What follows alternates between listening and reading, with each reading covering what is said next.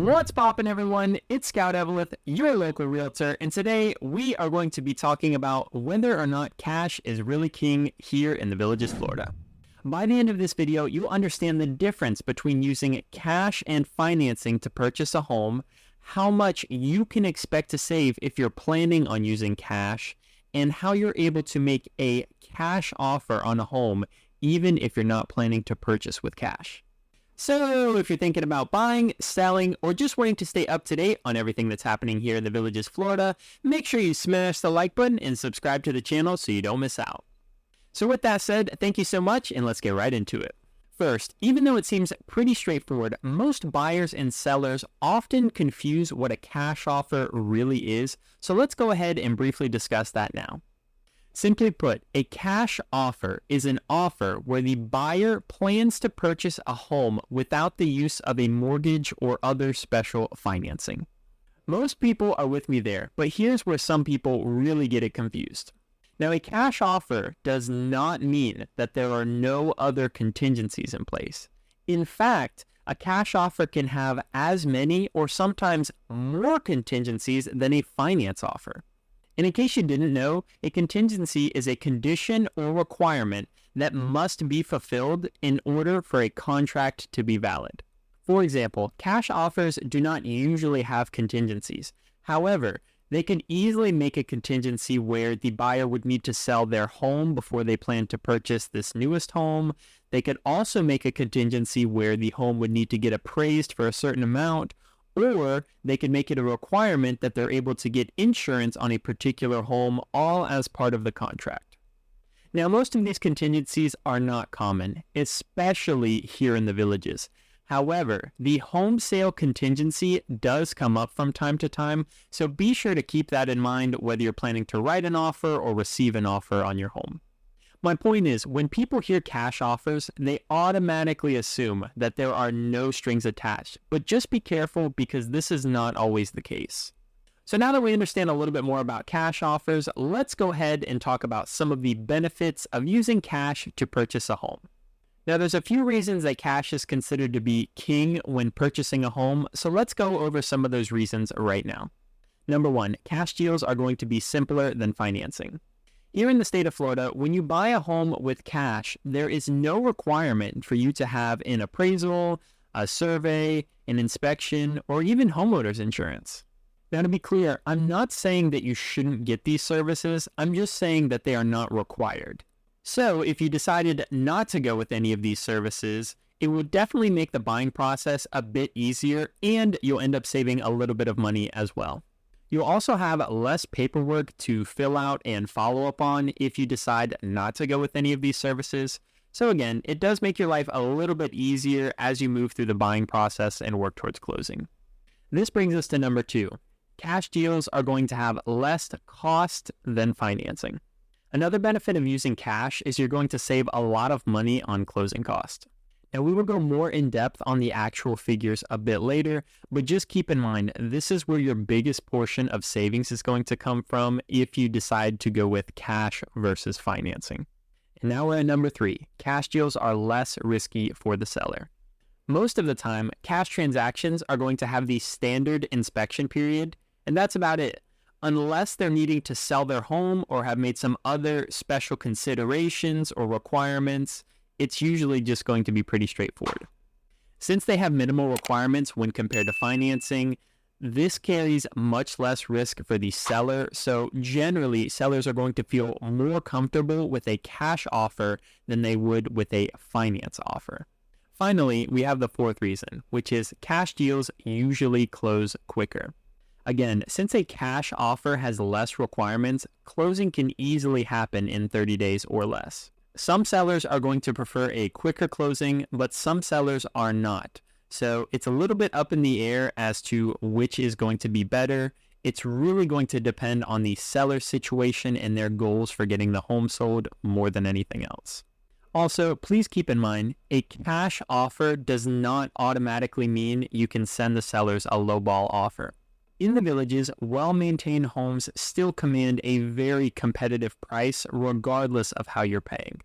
Now, we can probably negotiate a better deal overall, But don't expect the deal of a lifetime just because you decided to purchase with cash.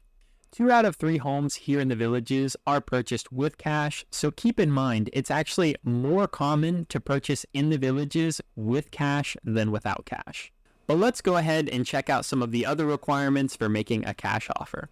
Number 1 is going to be a proof of funds, and this is a document or statement from your bank showing you have the funds currently available to purchase a home. This document will need to have your name and your bank's name on it, but don't worry, I always make sure to cross out all of the other personal information such as your account and routing number. And number 2 is going to be making sure your funds are easily accessible and fully available at the time of closing. A quick tip for you, if you're planning on using funds from selling your investments or stocks, be sure to do that far in advance. The last thing you would want is to be in breach of contract because your funds are not ready to close, or you're having to sell at a time where they are worth less because you waited and there were shifts in the market. All right, so now that we've fully covered that, let's go ahead and talk about financing. So financing is going to be a great option for many buyers. Sometimes it makes even more sense than purchasing with cash, but everyone's situation is a bit different, so here's what you should keep in mind. Number 1, financing is more involved than using cash. So do you remember all those things we were talking about earlier that are not required when you're purchasing with cash? This is going to be your appraisal, your survey, your home inspection, and your homeowner's insurance. Well, if you're using financing, all of these things are going to be required. Now, it's certainly not the end of the world, but just keep in mind that the costs are going to be a bit higher because, again, each of these services are required. Which brings us to point number 2. Closing costs are going to be higher when using financing. A big drawback for most people is going to be the increased closing cost when using a loan to buy a home. I would expect to pay 2 to 3% more of the purchase price if you are using financing instead of using cash. Now, sometimes that's reason enough for people not to use financing, but again, that is totally up to you to decide. And now we have number 3, which is financing contingencies are not favorable for the seller. So when you write up an offer using financing, there is a contingency that is built into the offer that will automatically protect you, the buyer, if you are not able to secure financing, which works out great for you, but is not good for the seller because it is a lot more risk that they have to take on. Simply put, this contingency allows the buyer to fully back out of the contract with their escrow or good faith deposit if they are not able to secure financing with the lender. This is one of the biggest reasons sellers typically do not like finance offers because it carries the most risk for them. And now we're on to number 4, which is financing may have longer closing times. Now, a standard closing normally takes about 30 days, but depending on the type of loan that you end up using, some loans may need more than 30 days to be able to close. But if you have any questions about this, I would definitely talk with your lender and see what the estimated closing time is going to be. The 5th consideration is going to be there is more paperwork and more requirements in general when using financing. Since the bank has more requirements than if you were using cash to purchase, there is going to be more paperwork to fill out and follow up on throughout the buying process. Now, it's not the end of the world by any means, but again, this is just something that you should be mindful of. And finally, this brings us to number 6, which is the possibility of interest rate fluctuations. Now, this usually doesn't matter too much, but keep in mind, when you initially got pre-approved, the interest rate that is on your pre-approval letter or whatever they told you it was at that moment is not usually locked in.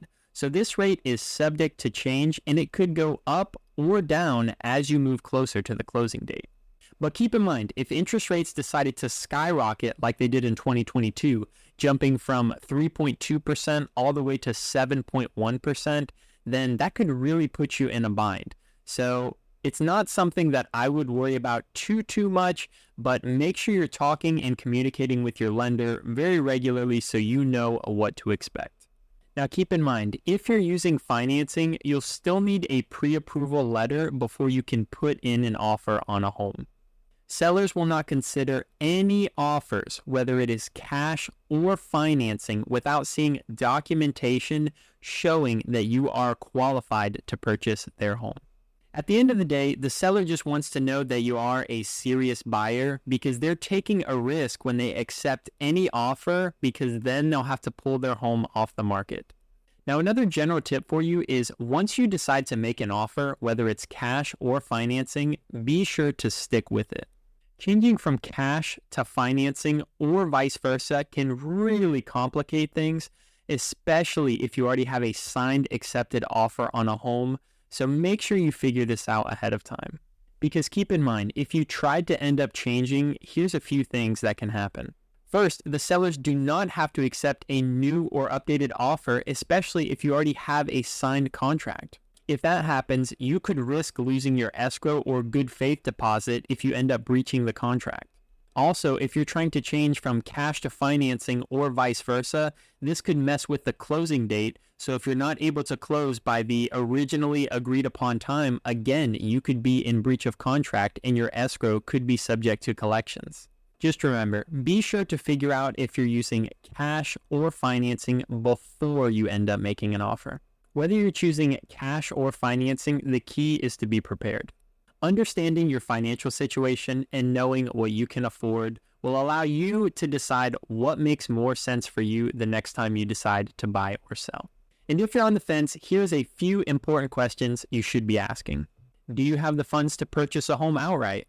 How competitive is the market that you're currently looking in? How soon would you like to move there? And do you anticipate needing to sell that home in the near future? Hopefully these questions will give you some clarification on what makes the most sense for you. Lastly, let's talk about how you're able to make a cash offer even if you're not planning to use cash. That's right, you heard me correct. You can make a cash offer on a home without actually needing to use cash, but there are some pros and cons that you definitely need to be aware of. In the real estate contract, you can write your offer as though it is a cash offer. This means there will be no financing contingencies, and in the eyes of the seller, this will be treated as a cash offer. Now, here's some very important things to keep in mind if you're thinking about doing this. If you choose to do this, you are forfeiting your financing contingencies that are meant to protect you if you are not able to secure financing using a loan. Meaning, if you are not able to qualify with a loan, your escrow or good faith deposit that you put down will likely be in jeopardy. So with all that said, do I recommend this? Well, not usually, but it does make sense from time to time.